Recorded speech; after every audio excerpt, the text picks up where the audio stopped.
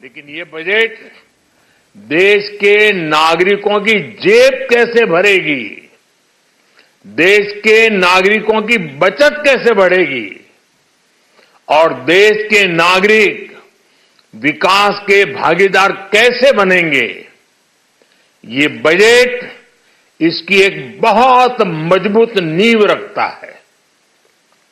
साथियों, इस बजट में रिफॉर्म की दिशा में महत्वपूर्ण कदम उठाए गए हैं। न्यूक्लियर एनर्जी में प्राइवेट सेक्टर को बढ़ावा देने का निर्णय बहुत ही ऐतिहासिक है। ये आने वाले समय में सिविल न्यूक्लियर एनर्जी का बड़ा योगदान देश के विकास में सुनिश्चित करेगा।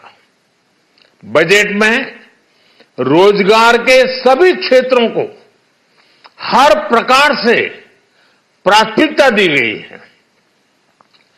लेकिन मैं दो चीजों पर ध्यान आकर्षित करना चाहूंगा। उन रिफॉर्म्स की मैं चर्चा करना चाहूंगा जो आने वाले समय में बहुत बड़ा परिवर्तन लाने वाले हैं। एक, इंफ्रास्ट्रक्चर स्टेटस देने के कारण भारत में बड़े शिप्स के निर्माण को बढ़ावा मिलेगा, आत्मनिर्भर भारत अभियान को गति मिलेगी। और हम सब जानते हैं कि शिप बिल्डिंग ये सर्वाधिक रोजगार देने वाला क्षेत्र है। उसी प्रकार से देश में टूरिज्म के लिए बहुत संभावना है। महत्वपूर्ण 50 टूरिस्ट डेस्टिनेशन, वहां पर जो होटल्स बनाएंगे, उस होटल को पहली बार इंफ्रास्ट्रक्चर के दायरे में लाकर टूरिज्म पर बहुत बल दिया है।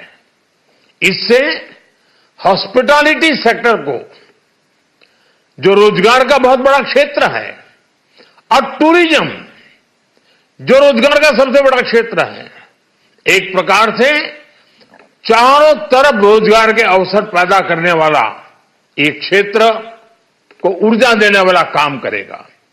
आज देश विकास भी विरासत भी इस मंत्र को लेकर चल रहा है। इस बजट में भी इसके लिए भी बहुत महत्वपूर्ण और ठोस कदम उठाए गए हैं। 1 करोड़ पांडुलिपियों के लिए संरक्षण के लिए, मैन्युस्क्रिप्ट के लिए ज्ञान भारतम मिशन लॉन्च किया गया है। साथ ही भारतीय ज्ञान परंपरा से प्रेरित एक नेशनल डिजिटल रिपोजिटरी बनाई जाएगी। यानी टेक्नोलॉजी का भरपूर उपयोग किया जाएगा और हमारा जो परंपरागत ज्ञान है उसमें से अमृत निचोड़ने का भी काम होगा। साथियों, बजट में किसानों के लिए जो घोषणा हुई है वो कृषि क्षेत्र और समूची ग्रामीण अर्थव्यवस्था में नई क्रांति का आधार बनेगी। पीएम धन धान्य कृषि योजना के तहत 100 जिलों में सिंचाई और इंफ्रास्ट्रक्चर का डेवलपमेंट होगा। किसान क्रेडिट कार्ड की लिमिट 5 लाख तक होने से उन्हें ज्यादा मदद मिलेगी। साथियों, अब इस बजट में 12 लाख रुपए तक की आय को टैक्स से मुक्त कर दिया गया है। सभी आय वर्ग के लोगों के लिए टैक्स में भी कमी की गई है। इसका बहुत बड़ा फायदा हमारे मिडिल क्लास को, नौकरी पेशे करने वाले जिनकी आय बंधी हुई है, ऐसे लोगों को, मिडिल क्लास को इससे बहुत बड़ा लाभ होने वाला है। उसी प्रकार से जो नए नए प्रोफेशन में आए हैं, जिनको नए नए जॉब मिले हैं, इनकम टैक्स की ये मुक्ति उनके लिए एक बहुत बड़ा अवसर बन जाएगी। साथियों, इस बजट में मैन्युफैक्चरिंग पर 360 डिग्री फोकस है, ताकि एंटरप्रेन्योर्स को, एमएसएमईज को, छोटे उद्यमियों को मजबूती मिले और नई जॉब पैदा हो। नेशनल मैन्युफैक्चरिंग मिशन से लेकर clean tech, leather, footwear, toy industry जैसे अनेक सेक्टर्स को विशेष समर्थन दिया गया है।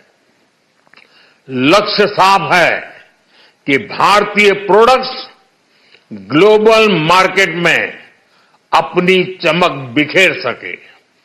साथियों, राज्यों में इन्वेस्टमेंट का एक वाइब्रेंट कॉम्पिटिटिव माहौल बने, इस पर बजट में विशेष जोर दिया गया है। एमएसएमईज और स्टार्टअप के लिए क्रेडिट गारंटी को दोगुना करने की घोषणा भी हुई है। देश के एससी, एसटी और महिला जो नए उद्यमी बनना चाहते हैं, उनको 2 करोड़ रुपए तक के लोन की योजना भी लाई गई है, और वो भी बिना गारंटी। इस बजट में न्यू एज इकोनॉमी को ध्यान में रखते हुए गीग वर्कर्स के लिए बहुत बड़ी घोषणा की गई है। पहली बार गीग वर्कर्स का ई श्रम पोर्टल पर रजिस्ट्रेशन किया जाएगा। इसके बाद इन साथियों को स्वास्थ्य सेवा और दूसरी सोशल सिक्योरिटी स्कीम्स का लाभ मिलेगा। ये डिग्निटी ऑफ लेबर, इसके प्रति, श्रम एव जयते के प्रति सरकार के कमिटमेंट को दर्शाता है। रेगुलेटरी रिफॉर्म से लेकर फाइनेंशियल रिफॉर्म्स, जन विश्वास 2.0 जैसे कदमों से मिनिमम गवर्नमेंट और ट्रस्ट बेस्ड गवर्नेंस के हमारे कमिटमेंट को और बल मिलेगा। साथियों, ये बजट न केवल देश की वर्तमान आवश्यकताओं को ध्यान में रखता है, बल्कि हमें भविष्य की तैयारी करने में भी मदद करता है।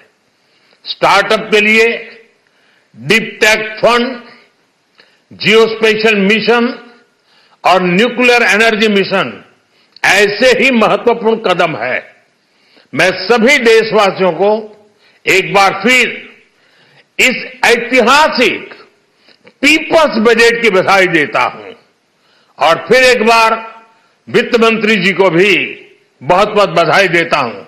बहुत बहुत धन्यवाद।